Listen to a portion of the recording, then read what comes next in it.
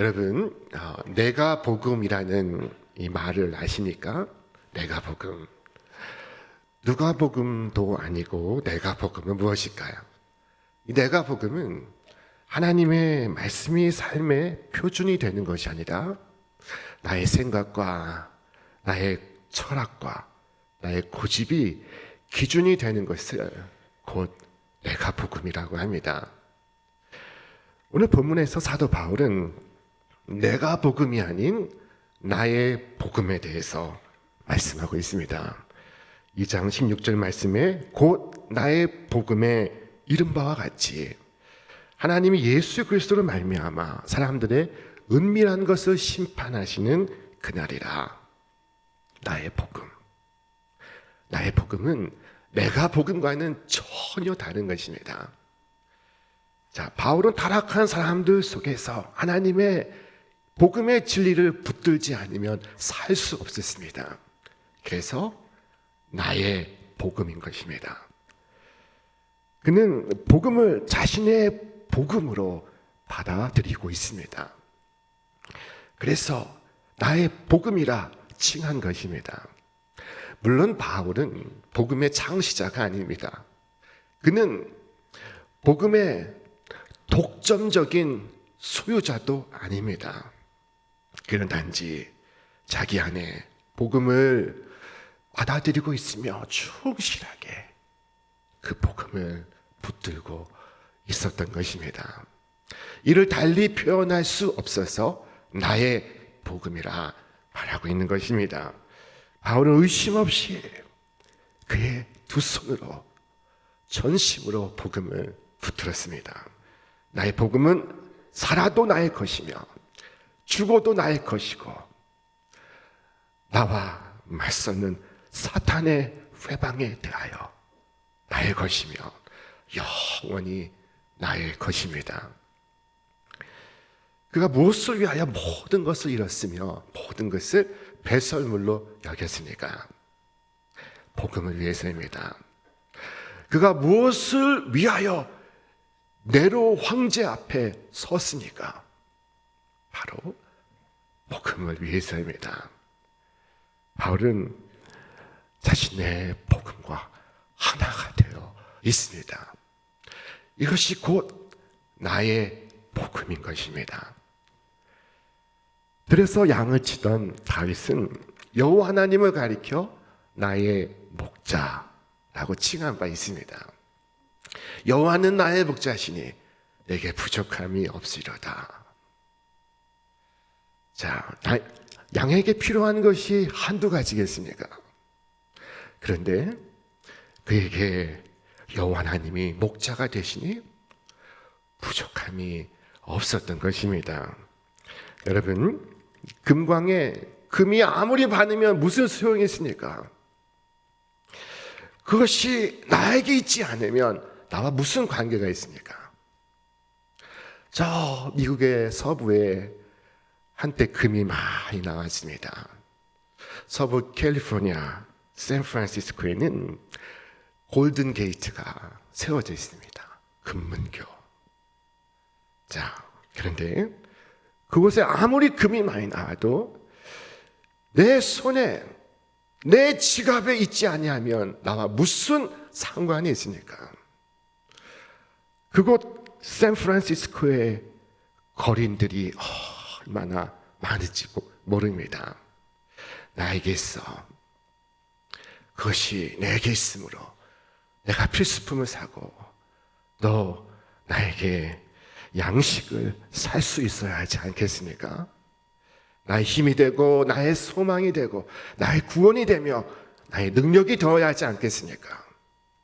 그런 차원에서 사도 바울은 이처럼 말했습니다. 내가 복음을 부끄러워하지 아니하노니 이 복음은 모든 믿는 자에게 구원을 주시는 하나님의 능력이 됨이라.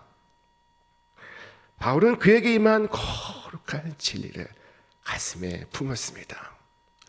자, 그가 품은 진리가 하나가 되었습니다. 이것이 나의 복음, 담긴 의미입니다. 자, 그렇다면 이 복음이 말하는 바가 무엇일까요? 이 복음이 전하는 바가 무엇일까요?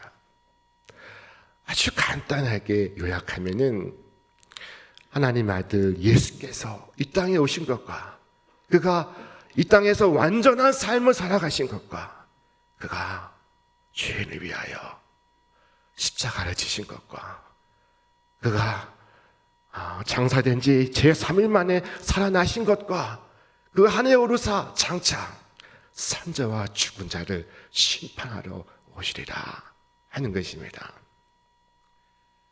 구주의 십자가와 그의 부활과 그리고 장차 임할 심판이 복음의 핵심 요소입니다.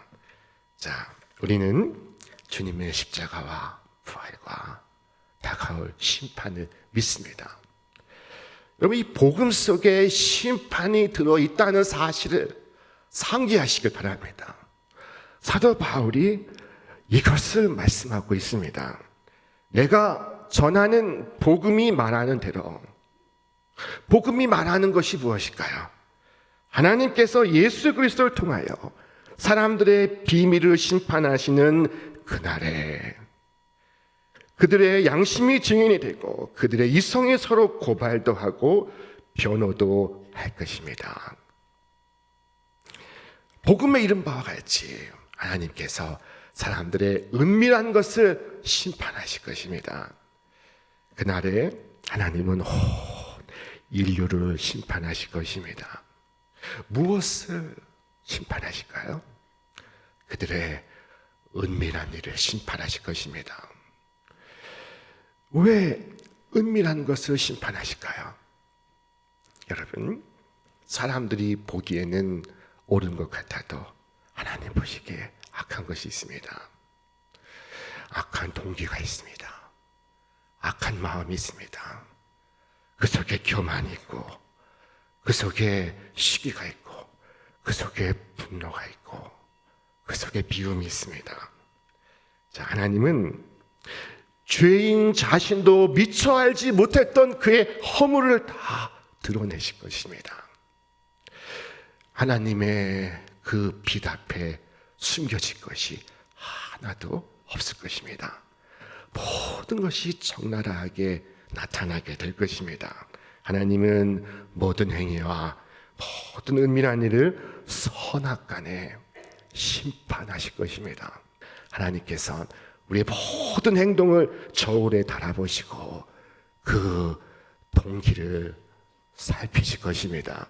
자, 오늘 본문에서 바울은 외치고 있습니다. 너희도 만일 회개하지 아니하면 다 이와 같이 망하리라. 바울은 누구에게 말하고 있는 것일까요? 로마서 1장에서 우리는 율법이 없는 이방인들의 죄를 바울이 고발하는 것을 보았습니다. 말할 수 없는 죄가 행해지고 있습니다. 그런데 오늘 이 2장에서 바울은 그들을 바라보며 판단하고 비판하는 사람들에 대해서 말씀하고 있습니다.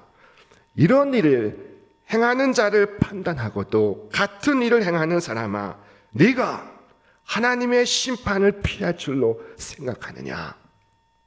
너는 누구일까요? 너는 누구입니까? 너는 바로 유대인입니다. 유대인에게는 우리가 잘 아시는 바와 같이 특별한 자부심이 있었습니다. 자, 그들은 할례를 받았습니다. 할례는 하나님께서 아브라함과 그의 후손들에게 주신 언약의 증표였습니다. 자, 그런데 유대인들은 이것을 크게 오해했습니다. 그들은 이 할례 의식을 통해 자동적으로 하나님의 백성이 된다고 생각했습니다. 의식을 통해서. 자, 그러나 바울은 그렇지 않다고 말합니다. 오직 이면적 유대인이 유대인이며 할례는 마음에 알지니 영에 있고 율법 조문에 있지 아니한 것이라. 충격적인 말을 하고 있습니다. 유대인들의 자부심을 흔들고 있습니다. 유대인들은 하나님의 백성이라는 자신감으로 살았으며 이방인들을 멸시하였습니다. 그들을 개와 같이 취급했습니다. 자, 이처럼 자신을 하나님의 선택받은 특별한 사람들이라고 생각하는 그들을 향하여 바울은 말했습니다. 그대가 유대 사람이라고 자처한다고 하자. 네가 그 대단한 유대인이냐? 그렇다면 한번 말해보자 라는 것입니다. 유대인 대신에 기독교인을 넣으면 실감 있게 다가올 것입니다. 네가 교인이라고, 네가 집사라고, 권사라고, 네가 목사라고. 자, 그럼 어디 한번 물어보자. 바울은 무엇을 물어볼까요? 그렇다면 그대는 남을 가르치면서도 왜 자기 자신은 가르치지 아니하는가? 그렇게 하나님의 율법을 잘 알면서 너는 왜 지키지 아니하느냐? 왜 도둑질을 하느냐? 간음하지 말라고 하면서 왜 간음을 하느냐? 하나님의 율법을 자랑하면서 왜 율법을 어겨 하나님을 욕되게 하느냐? 한마디로 위선자라는 것입니다. 자, 몰라서 지키지 못하는 불신자보다 알면서 율법을 어기는 네가 더 나쁜 사람이라고 말하고 있는 것입니다. 자, 당시 유대인들은 율법을 지키는 것도 모자라서 율법을 계속 만들어냈습니다. 안식일에 3보를 걸으면 1보를 쉬어야 했습니다. 안식일에 엘리베이터 전원을 꺼야 했습니다. 안식일에 면도를 하다가 시간이 되면 그 상태로 중단해야 했습니다. 자, 음식에 조미료를 칠 때에도 조미료의 10분의 1을 11조로 바쳐야 했습니다. 자, 하지만 그들의 마음은 불신자들과 똑같았습니다. 그들 안에는 명예욕과 권력욕과 소유욕과 쾌락을 사랑하는 마음과 이생을 자랑하는 마음이 가득했던 것입니다. 사도 바울은 지금 그들의 은밀한 죄를 말하고 있습니다. 남에게 하지 말라고 하면서 자기는 죄를 짓는 것, 은밀히 죄를 짓는 것, 이것이 율법주의입니다. 아시시의 프란시스라는 성자가 있었습니다. 그 하루는 제자와 함께 40일 금식기도를 하고 있는데 39일 되는 해에 그 제자 중 한 사람이 배고픔에 못 이겨서 부엌으로 달려가 숲을 한 수저 떠먹었습니다. 그러자 같이 금식하던 이들이 그 제자를 바라보며 경멸하고 그리고 노려보기 시작했습니다. 법을 어겼다는 것입니다. 금식을 깨뜨렸다는 것입니다. 그때 이 프란시스가 일어나서 부엌으로 가서 수저를 들고 그 제자가 먹던 숲을 자기도 한 수저 떠먹는 것이었습니다. 그러자 금식하던 다른 그 제자들이 이 선생님을 바라봤습니다. 그때 이 프란시스가 이처럼 말하지 않았겠습니까? 우리가 금식하며 기도를 드리는 것은 모두가 예수님처럼 살자는 것인데 굶으면서 미워하는 것보다 먹으면서 사랑하는 것이 더 낫습니다. 당시 유대인들은 하나님의 특별한 사랑을 받았으면서 이방인들을 경멸하고 있었습니다. 그들을 개처럼 취급했으며 그들 사는 지역은 지나가지 않았으며 그들과 말을 섞지 않았고 그들과 식사의 자리에도 함께 앉지 않았습니다. 그들을 향하여 사도 바울은 무할례자들이 할례받은 그들보다 하나님의 율법을 더 잘 지킬 수 있다고 말하고 있었던 것입니다. 율법을 다 지키면서 할례를 받았다면 할례가 유익하지만 할례를 받았는데 율법을 지키지 않았다면 그 할례가 소용이 없다는 것입니다. 그러면서 할례를 받지 않은 사람이 하나님 율법을 잘 지키면 그 사람은 할례를 받은 것이나 마찬가지라고 했습니다. 자, 우리도 이와 같은 함정에 늘 빠질 수 있습니다.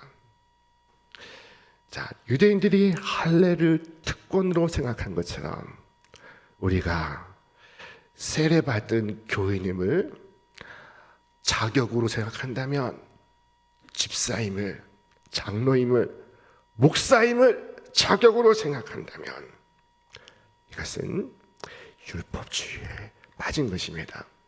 내가 율법주의에 빠졌는지 그렇지 않은지 여러분 내 마음을 들여다보시기 바랍니다.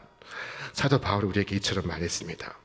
겉모양으로 유대 사람이라고 해서 유대 사람이 아니에요. 겉모양으로 살같이 할례를 받았다고 해서 할례가 아닙니다. 오히려 속사람으로 유대 사람이니가 유대 사람이며 율법의 조문을 따라서 받는 할례가 아니라 성령으로 마음에 받는 할례가 참 할례입니다. 놀라운 말씀을 하고 있습니다. 자, 성령께서 마음에 오셔서 그 마음의 변화를 경험한 자는 사람들이 알아봅니다. 왜냐하면 그가 변했기 때문입니다. 그는 기쁨의 사람이 되고 감사의 사람이 되며 사랑의 사람이 되기 때문입니다. 자, 그 스스로에게 두려움이 사라지고 근심, 걱정이 물러갔습니다. 남을 비판하는 마음도 찾을 수가 없습니다. 그러나 유대인의 문제는 율법을 지키고 열심히 신앙생활을 하지만은 사람들이 그들을 보면 하나님이 싫어지고 그리고 하나님이 좋으신 분인지를 모른다는 것입니다. 자, 율법주의 신앙은 한결같이 혐오스럽습니다. 자, 하나님의 영광을 나타내기는커녕 그들을 볼 때 하나님께 미움이 생깁니다.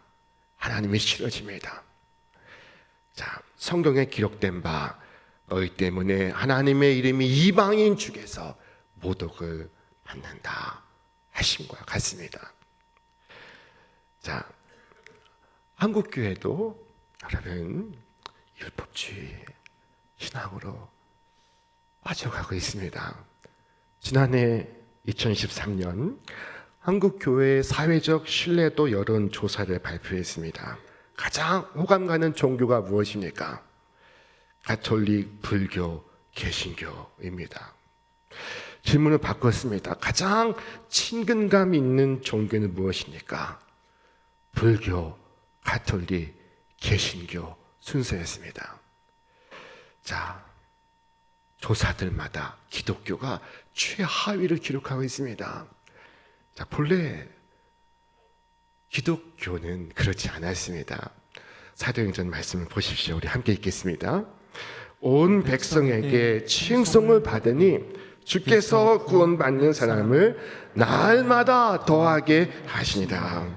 초대교회 성도들의 모습은 많은 사람들의 칭찬을 받았으며 본이 되었습니다.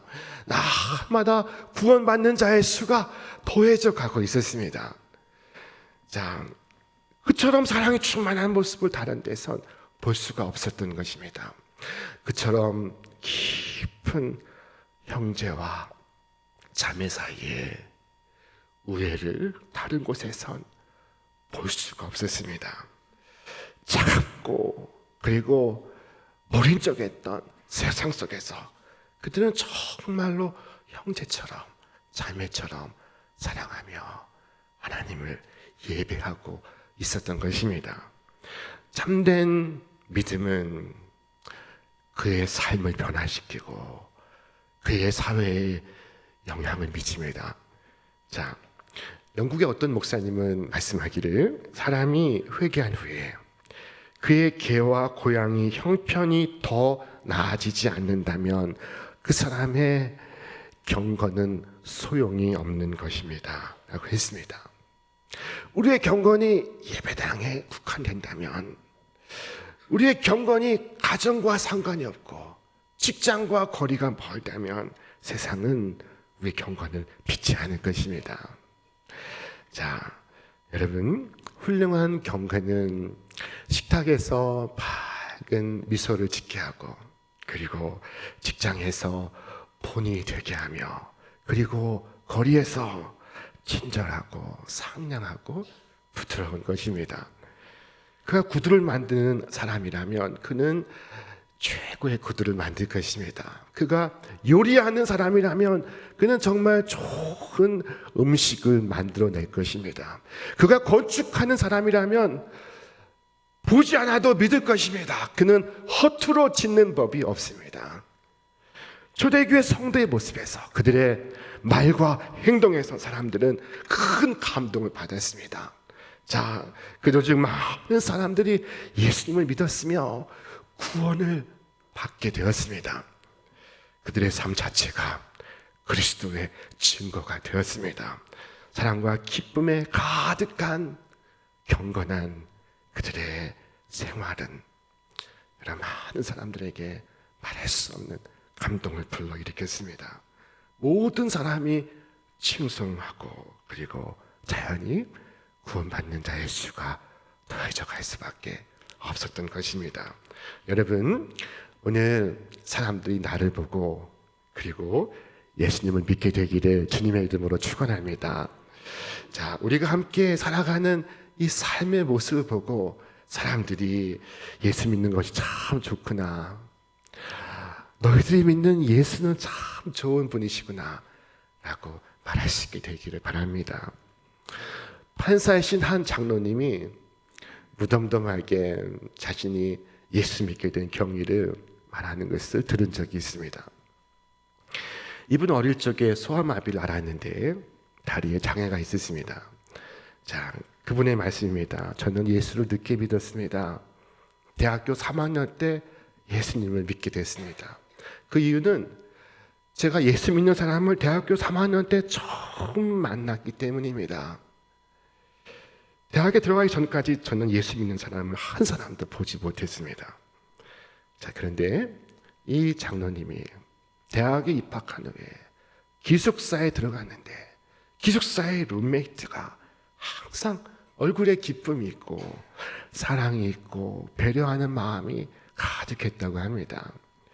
어느 날 그 친구에게 물었습니다. 도대체 너는 어떻게 항상 즐거워하고 언제나 사람들에게 그렇게 다정할 수 있니?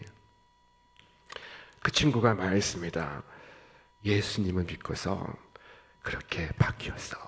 너도 예수를 믿어봐. 그 장로님은 그날 처음 예수 믿는 사람을 보았다고 합니다. 그 후 그는 그 친구와 기독교 신앙에 관한 대화를 많이 나누었습니다. 그래도 선뜻 예수님을 믿을 수가 없었습니다. 왜냐하면 자기를 평생 장애인으로 살게 하신 예수님이 사랑의 주님이시라는 것을 선뜻 믿을 수가 없었던 것입니다. 자, 그러나 그 친구와 꾸준히 교제하면서 나의 마음은 열려갔고, 그리고 마침내 대학교 3학년 기숙사에서 나는 예수님을 나의 주님으로 영접했습니다. 주께서 우리에게 친히 말씀하셨습니다. 이같이 너희 빛이 사람 앞에 비치게 하여 그들로 너희 착한 행실을 보고 하늘에 계신 너희 아버지께 영광을 돌리게 하라. 표면적 유대인이 유대인이 아니요 이면적 유대인이 오직 유대인이라 하였습니다. 마찬가지로 표면적 목사가 아닙니다. 표면적 권사가 아닙니다. 자, 여러분, 우리 모두 이면적 성도가 다 되시기를 주님의 이름으로 축원합니다. 자, 율법으로는 부족합니다. 그보다 더 중요한 게 있습니다. 바로 구주의 십자가의 은혜입니다. 십자가의 은혜 앞에서 내 모습을 바라볼 때 내가 죄인임을 깨닫습니다. 만 가지 죄악이 다 드러납니다. 자, 동시에 그 십자가 은혜 안에서 나는 완전한 의인이 되는 것입니다. 모든 사람에게 구주가 필요합니다. 유대인에게도 이방인에게도 모두 그리스도가 필요합니다. 자비하신 구주가 아니시면, 주님의 보혈이 아니면 우리가 있을 곳은 어디입니까? 여러분, 오늘도 주님의 십자가 앞으로 더 가까이, 주님의 은혜 안으로 더 깊이 나아가시는 여러분과 제가 되시기를 바랍니다. 주님의 십자가로 더 가까이 나아가십시오. 주님의 십자가를 바라볼 때 우리 마음에 할례를 받아서 우리 마음으로부터 주님의 법을 사랑하고 주님의 법을 준행하는 여러분과 제가 되기를 바랍니다. 오늘도 겸손히 주를 바라보는 심령들마다 하나님의 한없는 자비와 은총이 충만하기를 주님의 이름으로 축원합니다.